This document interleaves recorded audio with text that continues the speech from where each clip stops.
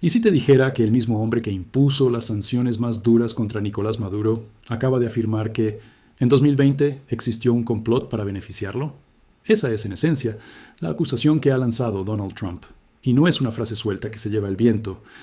Es una pieza que, si la lees deprisa, parece apenas un dardo político más, pero que en realidad mueve el tablero completo de la relación entre Estados Unidos, Venezuela y el dinero que circula por medio continente.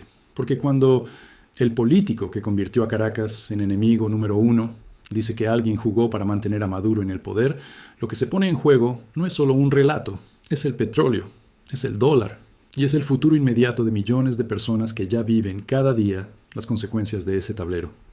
Y si no entiendes qué se está negociando por debajo de esta declaración, vas a perder de vista uno de los movimientos más silenciosos y más importantes de los próximos meses. Vamos por partes, porque este tema es fácil de contar mal. La afirmación de Trump apunta a que, durante el ciclo político de 2020, hubo maniobras que, en la práctica, terminaron favoreciendo la permanencia de Maduro. No vamos a entrar a validar ni a desmentir esa acusación como si fuéramos un tribunal. No lo somos. Y quien te venda certezas absolutas sobre esto, te está vendiendo humo. Lo que sí podemos hacer, y es para lo que existe este canal, es leer el tablero. Preguntarnos quién gana, quién pierde y qué incentivos hay detrás de cada movimiento. Porque en geopolítica, las acusaciones rara vez son solo acusaciones. Casi siempre son también una forma de preparar el terreno para lo que viene. Y para entender lo que viene, hay que entender por qué Venezuela importa tanto. Mucho más de lo que su tamaño económico actual sugeriría. Venezuela se sienta sobre las mayores reservas probadas de petróleo del planeta.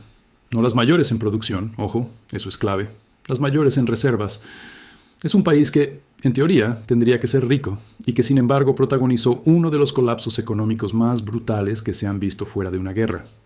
Su producción de crudo, que llegó a rondar los 3 millones de barriles diarios en sus mejores tiempos, se desplomó a una fracción de eso. La empresa estatal, PDVSA, que fue la joya del país, quedó reducida a una sombra por la mala gestión, la corrupción, y sí, también por las sanciones. Y ahí es donde la política de Washington y el precio de la gasolina que pagas tú se cruzan en la misma esquina. Porque las sanciones son un arma de doble filo, y este es el punto que casi nadie te explica. Estados Unidos usó las sanciones para asfixiar al régimen, para cortarle el oxígeno financiero. La idea era clara: sin ingresos por petróleo, el gobierno cae. Pero pasó algo distinto. El gobierno no cayó, y en cambio, el crudo venezolano encontró otros compradores. China, y en menor medida otros actores, empezaron a comprar ese petróleo con descuento, muchas veces por vías indirectas. Rusia entró como socio político y técnico. Irán mandó ayuda para las refinerías. Es decir, la presión de Washington, en lugar de aislar del todo a Caracas, empujó a Venezuela más cerca del bloque que compite con Estados Unidos. Y aquí está la paradoja que da sentido a toda esta historia. Cada vez que aprietas a un país sin tumbarlo, corres el riesgo de regalárselo a tu rival. Ese es el trasfondo real, cuando alguien, hoy, habla de un complot que benefició a Maduro. La sospecha de que la estrategia de máxima presión no funcionó como se prometía, y que hubo quien, dentro o fuera, jugó para que ese fracaso se consolidara. Ahora bien, ¿por qué resurge esto justo ahora? Porque el mapa energético cambió. Con la guerra en Ucrania, con la tensión permanente en el Golfo Pérsico y en el Estrecho de Hormuz, con Rusia bajo sanciones, el mundo occidental se dio cuenta de algo incómodo. Necesita barriles de petróleo de fuentes que no sean sus enemigos directos. Y de repente, ese crudo venezolano que Washington había tratado de enterrar volvió a ser interesante. Empezaron las licencias, los permisos parciales, las idas y venidas de empresas como Chevron para volver a operar en el país. Y aquí es donde la declaración de Trump adquiere su verdadero peso, porque acusar de un complot pro-Maduro es también una forma de decir: la política de flexibilización que vino después fue un error, o peor, fue una traición. Es posicionarse para endurecer de nuevo, es avisar que, si el poder cambia de manos, el trato con Venezuela va a cambiar de golpe, y los mercados escuchan eso con mucha atención. Y esto nos lleva al corazón del tablero, que va mucho más allá de un solo hombre. Venezuela es hoy una ficha en una partida más grande, la partida por saber quién controla los flujos de energía y quién define las reglas del comercio en el siglo XXI. Estados Unidos quiere un hemisferio occidental ordenado, con energía fluyendo hacia sus refinerías y sin bases de sus rivales en el patio de al lado. China quiere asegurar suministro y expandir su influencia, comprando lo que otros rechazan. Rusia quiere puntos de fricción que distraigan y desgasten a Washington. Y en medio de todos ellos, el gobierno de Maduro juega a sobrevivir, alternando gestos de apertura hacia Estados Unidos con abrazos al bloque oriental, según le convenga en cada momento. Esa capacidad de moverse entre bandos, de venderse caro a los dos lados, es exactamente lo que convierte a un país debilitado en una pieza que nadie termina de descartar. Y hay un frente que casi nadie conecta con esta historia, pero que lo cambia todo: el Esequibo. Venezuela mantiene un reclamo histórico sobre esa enorme región que hoy administra la vecina Guyana, un territorio que de repente se volvió estratégico porque frente a sus costas se descubrieron algunas de las mayores reservas de petróleo de las últimas décadas, explotadas por gigantes como ExxonMobil. Es decir, mientras se discute si hubo o no un complot para beneficiar a Maduro, justo al lado se juega una disputa territorial con fuerte olor a crudo, capaz de encender un conflicto en Sudamérica. Y esto no es un detalle menor, porque un gobierno acorralado por dentro muchas veces encuentra en una aventura externa la forma de unir a su población y ganar oxígeno político. Ahí tienes la mezcla más inflamable de la geopolítica: petróleo, nacionalismo y fronteras en disputa, los tres ingredientes clásicos de una escalada. Y cuando entiendes que todas estas piezas están sobre el mismo tablero, dejas de ver declaraciones aisladas y empiezas a ver una partida. Bueno, todo esto suena a alta política, a jugadas de despachos lejanos. Pero déjame contarte cómo aterriza en tu bolsillo, porque aquí es donde de verdad importa. Primero, el petróleo. Cualquier señal de que Venezuela vuelve a producir más o de que vuelve a ser sancionada con dureza mueve las expectativas del mercado del crudo. Y el precio del crudo es el precio de la gasolina, del transporte y en buena parte de la inflación que sientes en el súper. Si eres de Argentina y ves cómo sube la nafta, si estás en México y miras el precio de la gasolina, si vives en España y el diésel te aprieta el presupuesto, una parte de esa ecuación se juega en tableros como este, aunque nunca lo cuenten así. Segundo, el dólar.